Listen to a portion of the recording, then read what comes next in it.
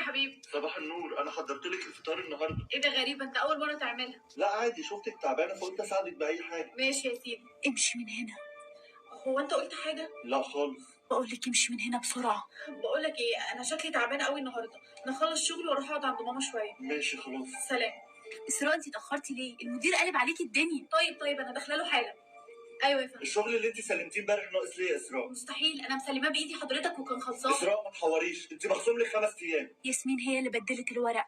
ياسمين؟ ياسمين ايه، انت هتلوثي؟ اسراء روحي ومخصوم لك النهارده كمان. ماما انا جيت وتعبانه جدا. طب خشي ارتاحي يا حبيبتي. خشي اوضه الخزين، المفتاح مع مامتك.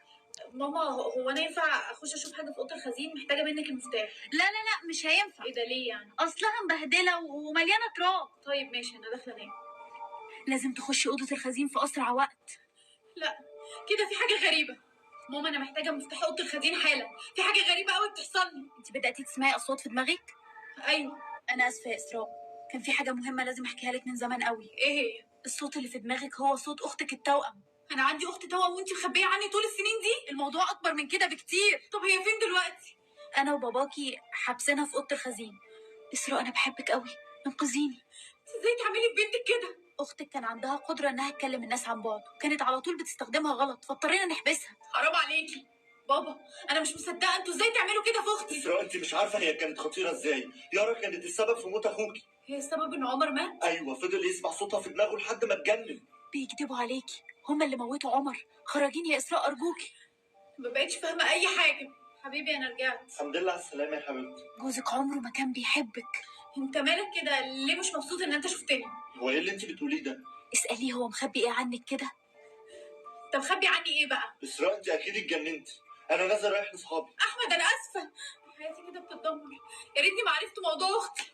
اسراء انت املي الوحيد، طلعيني بقى. طيب خلاص انا هخرجك وامري لله.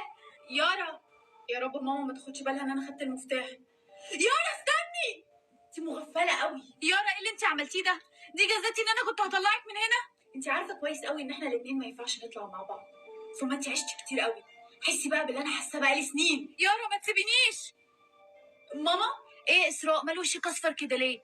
ثم انت غيرتي هدومك ليه؟ ما انا حاسه ان الهدوم دي مريحه اكتر. على راحتك يا حبيبتي، يلا بقى عشان الغدا جاهز. يلا بينا.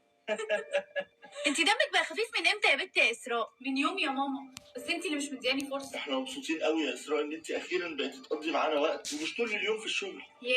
انا كنت بغيب عنكم كتير فعلا، بس وعدكم ان ده عمره ما هيتكرر. انا همشي بقى عشان اتاخرت على حاجه. ماشي يا حبيبتي. سلام. انا جيت. اسراء بعد اذنك انا مش قادره اتكلم. خطتي نجحت.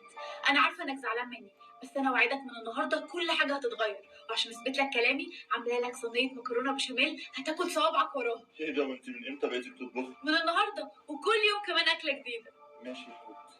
اسراء انا جايبه لك حته مكرونه بشاميل من اللي انا عملتها لاحمد النهارده. احمد جوزي؟ انت بتقولي لهم ان انت انا؟ ايوه طبعا، امال اهرب واسيب حياه كامله انت مجهزاها لي؟ حرام عليكي، ده انا الوحيده اللي ساعدتك. غلطتك يا روح.